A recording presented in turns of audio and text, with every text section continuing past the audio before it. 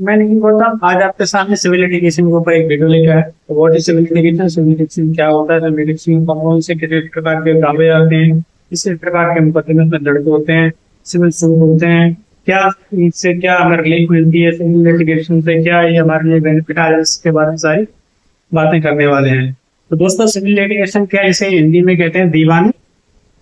दीवानी मतलब दीवानी वकालत, लिटिगेशन मतलब वकालत करना। सिविल लिटिगेशन में क्या है, दो प्रकार के मुकदमे आते हैं, एक पैसे संबंधित और दूसरे प्रॉपर्टी संबंधित यानी संपत्ति संबंधित।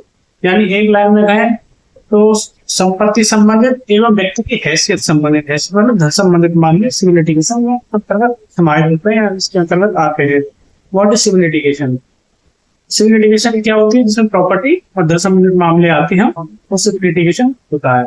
सिविल लिटिगेशन के अंतर्गत हम संपत्ति संबंधित मामले जब हम देखते हैं, संपत्ति संबंधित मामले में हम कई प्रकार के मामले देखते हैं। जैसे मान लो हम अपने घर में कोई पुश्तैनी संपत्ति मिली, पुश्तैनी संपत्ति का बंटवारा होता है, तो बंटवारे के सूट कहाँ पे आते हैं, संपत्ति में आते हैं, सिविल लिटिगेशन में आते हैं। जैसे कोई प्रॉपर्टी है उसका बंटवारा होना है, किसी को हिस्से में नहीं दिया, उसके लिए क्या होगा, पार्टीशन निकालेगा, तो बंटवारे का सूट होता है। दूसरा तो दूसरा इसी एग्जाम्पल को लेके चलते हैं, मान लो पुश्तैनी संपत्ति है, पुश्तैनी संपत्ति मान लो एक पिता है, उनके 4 बेटे हैं, लेकिन वो पिता क्या है एक ही बच्चे के नाम वसीयत करके चला जाता है, तो बाकी के 3 मोल लटका के बैठे रहते हैं। तो बाकी के 3 रकम उसको जो वसीयत उसमें उनके आफ्टर डेथ वसीयत लागू होती है, लेकिन वसीयत को हम क्या कैंसिल भी करा सकते हैं। तो इसके लिए क्या है, जिससे जो वो वसीयत बिल जो होते हैं, बिल कैंसिलेशन का मुकदमा डलता है। तो बिल कैंसिलेशन का मुकदमा किसमें आता है, सिविल संपत्ति मामले में आता है। फिर चीज हम देखते हैं, जैसे मान लीजिए वो प्रॉपर्टी है, प्रॉपर्टी पे टाइटल मेरे नाम करके बैठा हुआ है, तो पोजीशन संबंधित मामले ही इसमें आते हैं, सिविल लिटिगेशन के अंतर्गत आते हैं। टाइटल संबंधित मामले इसके अंतर्गत है, सिविल लिटिगेशन के अंतर्गत आते हैं। जैसे किसी के नाम है, स्वामी कोई और है, कब्जाधारी कोई और है। मान लीजिए स्वामी जिसमें प्रॉपर्टी है, इन्हें उस प्रॉपर्टी का कब्जा कर रखा है, लेकिन वो प्रॉपर्टी नाम किसके नीचे, तो भी क्या उसके खिलाफ क्या है, पोजीशन का सूट, पोजीशन डिस्प्यूट पोजीशन हटाने का सूट सिविल लिटिगेशन के अंतर्गत डाल सकता है।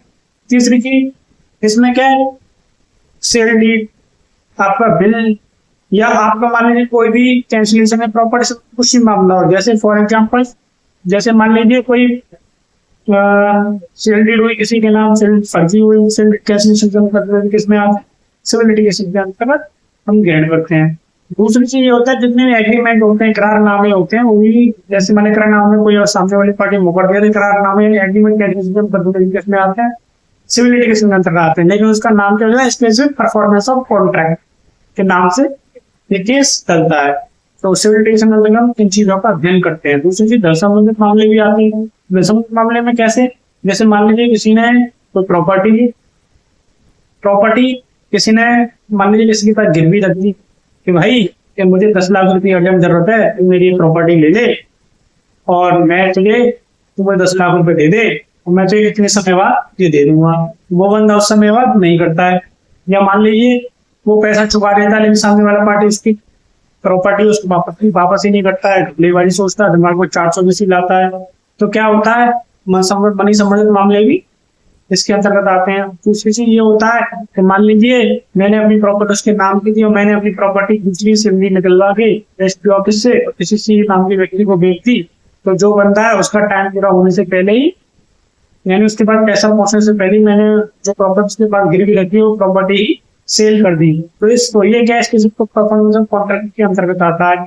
तो इसके मुकदमे किसके अंतर्गत आते हैं, सिविल लिटिगेशन के अंतर्गत आते हैं। Thank you.